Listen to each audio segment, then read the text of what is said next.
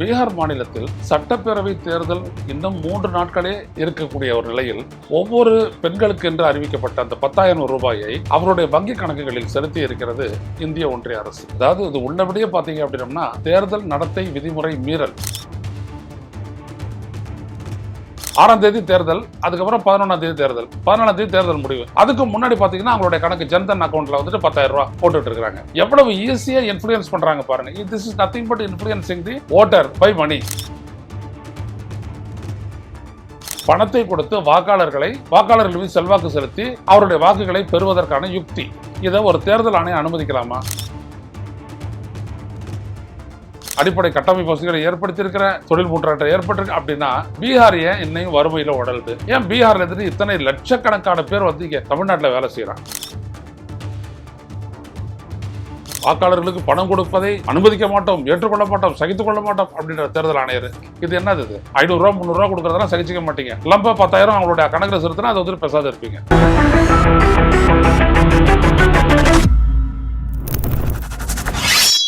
வணக்கம் தோழர்களே. ரோசா செய்தியின் வாயிலாக இன்று மீண்டும் உங்களை சந்திப்பதில் பெரும் மகிழ்ச்சி அடைகின்றேன். பீகார் மாநிலத்தில் சட்டப்பேரவை தேர்தல் இன்னும் 3 நாட்களே இருக்கக்கூடிய ஒரு நிலையில் ஒவ்வொரு பெண்களுக்கு என்று அறிவிக்கப்பட்ட அந்த 10,000 ரூபாயை அவருடைய வங்கி கணக்குகளில் செலுத்தி இருக்கிறது இந்திய ஒன்றிய அரசு. அதாவது இது உள்ளபடியே பார்த்தீங்க அப்படின்னா தேர்தல் நடத்தை விதிமுறை மீறல். தேர்தல் அறிவிக்கப்பட்ட பிறகு எதையும் செய்யக்கூடாது, இப்படிப்பட்ட பணப்பரிவர்த்தனை எல்லாம் பண்ணக்கூடாது அப்படின்னு இருந்தும் கூட ரொம்ப நூதனமான ஒரு வழியை மோடி அரசு கையாண்டிருக்கிறது, பாஜக கையாண்டிருக்கிறது. எப்படின்னா அந்த அறிவிப்பு வந்துட்டு முன்னாடி செஞ்சுட்டாங்க. தேர்தல் அறிவிப்பு வருவதற்கு முன்னாடியே அங்கே பீகாருக்கு வந்த மோடி என்ன பண்றாரு அப்படின்னா பீகாரில் உள்ள 76 லட்சம் பெண்களுக்கும் அவங்களுடைய கணக்குகளில் ரூபாய் 10,000 செலுத்தப்படும் அப்படின்னு அறிவிச்சாரு. அதாவது அறிவிப்பு முடிஞ்சிருச்சு, அது தேர்தலுக்கு முன்னாடி செஞ்சுட்டாரு. இந்த அறிவிப்பு முடிஞ்சிட்ட உடனே தேர்தல் அறிவிக்குது தேர்தல் ஆணையம். ஆனா அவங்களுடைய வங்கி கணக்குல எப்ப பணம் செலுத்தப்படுதுன்னா கரெக்டா 3 நாளைக்கு முன்னாடி. 6ஆம் தேதி தேர்தல், அதுக்கப்புறம் 11ஆம் தேதி தேர்தல், 14ஆம் தேதி தேர்தல் முடிவு. அதுக்கு முன்னாடி பாத்தீங்கன்னா அவங்களுடைய கணக்கு ஜன்தன் அக்கௌண்ட்ல வந்துட்டு 10,000 ரூபாய் போட்டுட்டு இருக்கிறாங்க. எவ்வளவு ஈஸியா இன்ஃப்ளூயன்ஸ் பண்றாங்க பாருங்க. This is nothing but influencing the voter by money. பணத்தை கொடுத்து வாக்காளர்கள் மீது செல்வாக்கு செலுத்தி அவருடைய வாக்குகளை பெறுவதற்கான யுக்தி. இதை ஒரு தேர்தல் ஆணையம் அனுமதிக்கலாமா? யோசிச்சு பாருங்க. எப்படிப்பட்ட ஒரு மோசமான தேர்தல் ஆணையத்தை நாம் பெற்றிருக்கின்றோம் என்பதற்கு இதை விட என்ன அத்தாட்சி? இதே மாதிரிதான் மராட்டியத்திலும் செஞ்சாங்க கடைசி நேரத்துல. அதுக்கு முன்னாடி மக்களவை தேர்தலுக்கு முன்னாடி கூட இந்த வருடத்திற்கு 3 முறை 2000 விவசாயிகள் கொடுத்தாங்க இல்லையா? அதே மாதிரி தான் தேர்தலுக்கு முன்னாடி. அதுவும் உத்தரப்பிரதேசம், பீகார் போன்ற மாநிலங்களில் நடக்கக்கூடிய தேர்தலுக்கு முன்னாடி அதை செஞ்சாங்க. குறிப்பா மோடி வந்துட்டு போட்டியிடக்கூடிய 7வது கட்ட தேர்தலுக்கு முன்னாடி இதை செஞ்சாங்க. இந்த 2000 ஏன்னா இதெல்லாம் ஏற்கனவே அறிவிக்கப்பட்டது தான்.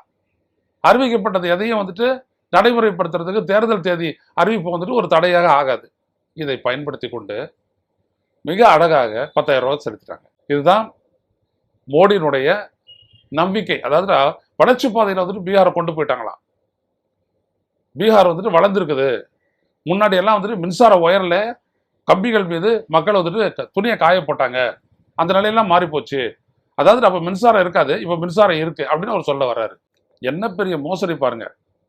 அப்படி மின்சாரம் கொடுத்துருக்கிற, அடிப்படை கட்டமைப்பு வசதிகளை ஏற்படுத்தியிருக்கிற, தொழில் முன்னேற்றம் ஏற்பட்டிருக்கு அப்படின்னா பீகார் ஏன் இன்னையும் வறுமையில உடலுது?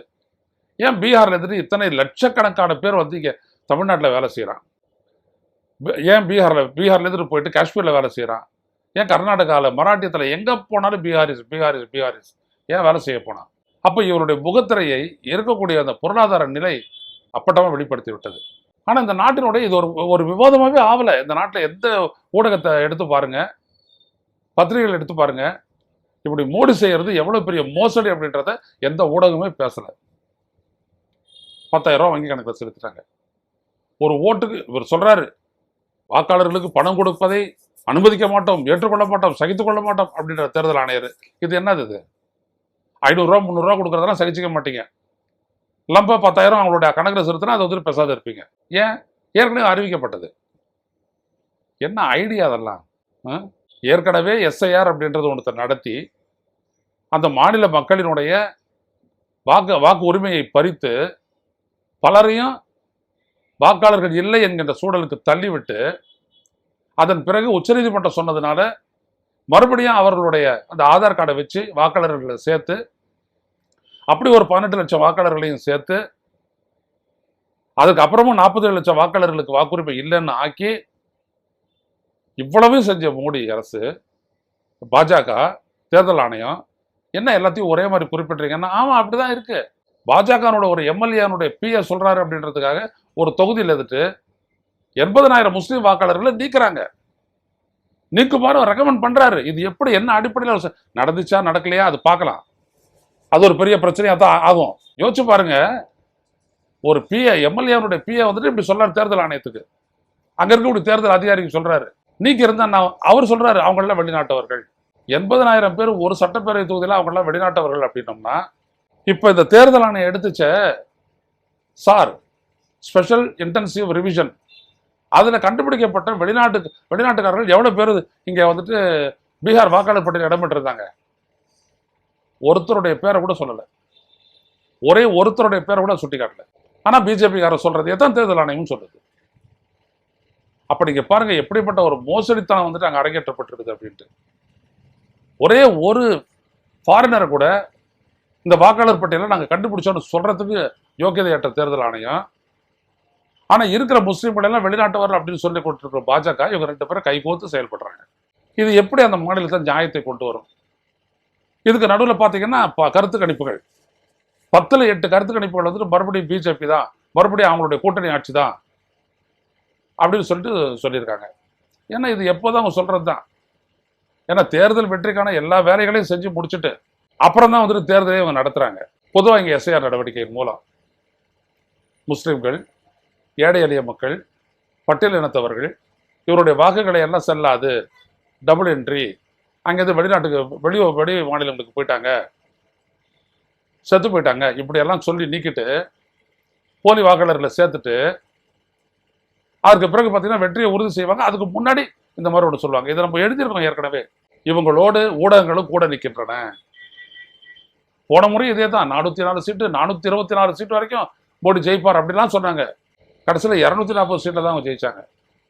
ஏற்கனவே இருந்த 303 தொகுதிகளில் 63 தொகுதியில் தோத்தாங்க.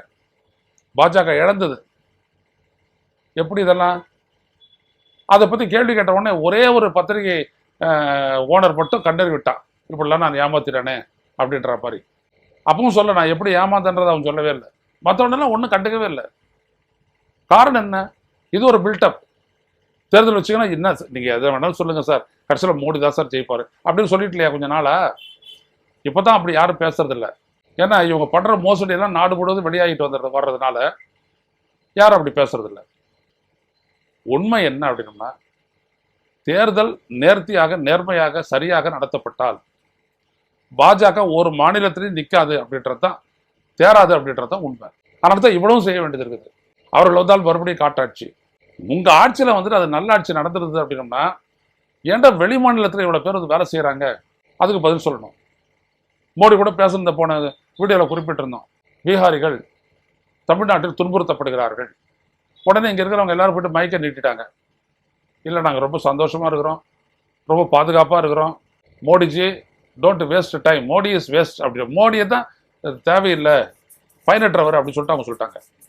மோடி இஸ் வேஸ்ட், அவர் வேஸ்ட், அவர் விட்டுருங்க அப்படின்னு சொல்லிட்டாங்க. அப்போ கவனிக்கணும், மக்கள் தெளிவாகத்தான் இருக்கிறார்கள்.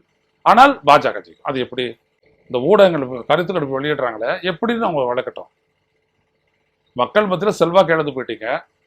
போற இடமெல்லாம் மக்கள் பிஜேபி வேட்பாளர்களை துரத்துறாங்க. ஆனால் பிஜேபி தான் மறுபடியும் ஆட்சியை கைப்பற்றினா என்ன அர்த்தம்? மோசடி. நான் கூட சொன்னேன், இவிஎம்ல பண்றாங்க, வாக்காளர் பட்டியலில் பண்றாங்க, வாக்குப்பதிவு முடிஞ்சிட்ட உடனே அதுக்கப்புறம் பர்சன்டேஜ் ஆஃப் ஓட்ஸ்ல வந்து இன்க்ரீஸ் பண்றாங்க.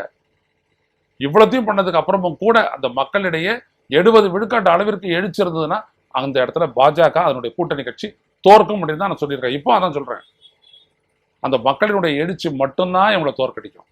அந்த எழுச்சியை எதிர்நோக்கி காத்திருப்போம். அதே நேரத்தில் புரிஞ்சுக்கும். வந்து தமிழ்நாட்டில் கூட இப்போ முதலமைச்சர் கூட்டின அந்த எஸ்ஐஆருக்கு எதிரான ஆலோசனை கூட்டத்தில் கலந்துக்கிட்ட 64 கட்சிகள் கொடுத்தாங்க, 20 கட்சிகள் வரல, மீதி இருக்கக்கூடிய கட்சிகள் தான் கலந்துக்கிட்டாங்க. சில கேள்வியெல்லாம் எழுப்புறாங்க, ரொம்ப தமாஷா இருக்குது. விஜய் கூட சொல்றாரு, ஏன் சட்டப்பேரவையில் தீர்மானம் நிறைவேற்றல அப்படின்னு. சட்டசபையில் தீர்மானம் நிறைவேற்றி எப்படி தேர்தல் ஆணையத்தை கட்டுப்படுத்த முடியும்? எவ்வளவு விவரம் தெரியாதவனெல்லாம் அந்த நாட்டில் கட்சி ஆரம்பிச்சு நடத்திட்டு இருக்கிறான் பாருங்க. சட்டப்பேரவையில தீர்மானம் நிறைவேற்றினா தேர்தல் ஆணையத்தினுடைய நடவடிக்கையை கட்டுப்படுத்த முடியுமா? அது ஒரு இண்டிபெண்டன்ட் இன்ஸ்டிடியூஷன், அது சுதந்திர அமைப்பு, அது நீதிமன்றம், அதெல்லாம் எப்படி சட்டப்பேரவை கட்டுப்பட்டதா இருக்கும்?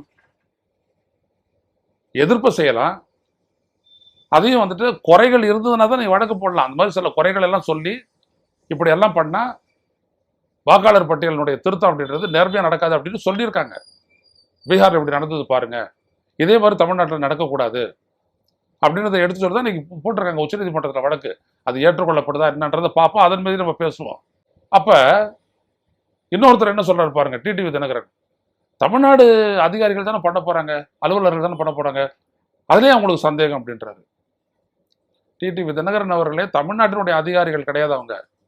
அவங்க இங்க தெருவா வந்துட்டு வீடு வீடா வந்துட்டு அந்த வாக்காளர் பட்டியல் சேர்க்கை சரிபார்ப்புக்கு தான் அவங்க வர்றாங்க. ஆனா தேர்தல் ஆணையத்தினுடைய இணையதளத்தில் இருக்கக்கூடிய சில வசதிகளை பயன்படுத்தி கொண்டு நேஷனல் ஓட்டர் சர்வீஸ் போர்ட்டல் இப்படிலாம் இருக்கு இல்லையா, அதுல போயிட்டு தான் இந்த வாக்காளர் சேர்க்கை, வாக்காளர் எண்ணிக்கை எல்லாம் நடைபெறுது. அதை யார் கண்காணிக்கிறது? அது யார் செய்யறா? 80 ரூபா கொடுத்தா செய்யறாங்க அப்படின்னு சொல்லிட்டு கர்நாடகத்தை பொறுத்த வரைக்கும் தகவல் வந்துச்சாலும் உங்களுக்கு தெரியுமா தெரியாதா? தெரியாது. பயப்படுறாரு ஸ்டாலின். பயப்பட தான் செய்யணும். ஒரு வியாதின்னு ஒன்று வந்துச்சுன்னா, நாட்டில் பரவுச்சுன்னா பயப்பட தான் செய்வாங்க. ஆனால் ஜெயக்குமாருக்கு அதை பற்றி பயம் இல்லை. ஏன்னா அவங்க என்ன நினைக்கிறாங்கன்னா, பிஜேபி ஜெயிச்சா நம்மளு தானே ஜெயிப்போம். ஜெயக்குமார் அவர்களே, உங்களுடைய எண்ணம் மூட நம்பிக்கை. நீங்க ஜெயிக்கிறதுக்காக அவன் எல்லாம் பண்ணல, அவன் ஜெயிச்சுக்கிறதுக்காக பண்றான். உங்களுக்கு அதெல்லாம் வாக்கெல்லாம் விடாது. இப்போ வட மாநிலத்தவர்கள் எல்லாம் கன்வெர்ட் பண்றான் வந்துட்டு பிஜேபிக்கு ஆதரவா. அது கூட இப்போ இடி விழுந்த மாதிரி ஆகிப்போச்சு. அவங்க உங்களுக்கு ஓட்டு போடுவாங்களா? யோசிச்சு பாருங்க. எனவே ஜெயக்குமார் அவர்களே, எதை பேசுறீங்க அப்படின்னு கொஞ்சம் சிந்திச்சு பேசுங்க. வாக்காளர் பட்டியல் திருத்தம் பீகார்ல எப்படியெல்லாம் நடந்துச்சு அப்படின்றத முதல்ல ஆழ்ந்து பாருங்க. ஒரே வீட்டில் 1069 ஓட்டை சேர்த்துருக்குறாங்க. அந்த முகவரியில் போய் பார்த்தா அங்கே வீடே இல்லை. இன்னொரு இடத்துல 949 ஒரே வீட்டில். இப்படி ஒரு வீட்லையும் கொடுத்துருக்க அட்ரஸ்ல 20க்கும் மேற்பட்டவர்கள் என்ரோல் பண்ணி அவங்களுடைய மொத்த கணக்கு என்னன்னா 1,32,00,000 ஓட்டு. இவங்களாம் இருக்கிறவங்களா இல்லாதவங்களா எதுவுமே தெரியாது. நீதிமன்றம் கேட்கக்கூடிய கேள்விகளுக்கு பதில் இல்லை. இதே தான் இங்கேயும் அவங்க வந்துட்டு ரிப்போர்ட் பண்ண போறாங்க. எனவே ஜெயக்குமார் அவர்களே, நீங்க அதிமுகவுடைய பேச்சாளர், முதல்ல என்ன நடக்குது, ஏன் பயப்படுறாங்க அப்படின்றத முதல்ல நீங்க அனலைஸ் பண்ணி தெரிஞ்சுக்கிட்டு அப்புறம் வந்துட்டு ஊடகத்துக்கிட்ட பேசுங்க. இல்லாட்டி முட்டாளுன்னு நினைப்பாங்க அந்த நாட்டு மக்கள். கூட தோழர்களே, இப்படிதான் இருக்கிறாங்க. ஒரு பக்கம் நம்ம அவேர்னஸ் கிரியேட் பண்ணிட்டு இருக்கிறோம், இன்னொரு பக்கம் அரசியலாக்கி அதனால ஒன்றும் இல்லை, அது நல்லது தானே அப்படின்னு சொல்லிக்கிட்டு இருக்கக்கூடிய இன்னொரு கும்பல், அரசியல் கும்பல். அதனால தான் நான் சொல்ல வரேன், இந்த மாதிரி காணொலிகளை பார்த்தீங்க அப்படின்னா இதை பரவாயில்ல பகிருங்க அப்படின்னு சொல்றது காரணம் என்னன்னா, மக்கள்கிட்ட போன அந்த செய்தியெல்லாம் அப்பதான் அவங்க உஷாராவாங்க. இல்லாட்டி நம் கண்முன்னாடையே இந்த ஜனநாயகத்தில் வாக்கு திருட்டு என்பது நடந்து மறுபடியும் தோற்று பாஜக ஆட்சிக்கு வந்து அவங்களுடைய முட்டாள்தனமான கொள்கைகளை திரிச்சு இந்த நாட்டை நாசம் செய்து விடுவார்கள். எச்சரிக்கை. மீண்டும் சந்திப்போம் தோழர்களே. நன்றி, வணக்கம். ஊடகம் கார்ப்பரேட் அரசியல்வாதிகளின் கைப்பாவையாக அடிமைகளாக இருந்தது போதும், இனி சாட்டை எடுத்து சுழற்றும் நேரம் வந்துவிட்டது. ஊடகம் பொதுமக்களாகிய உங்களுக்காக, உங்களாலேயே இயக்கப்பட வேண்டும். ஊடக சுதந்திரத்திற்காக உங்களின் பங்களிப்பை இன்றே அளித்திடுங்கள்.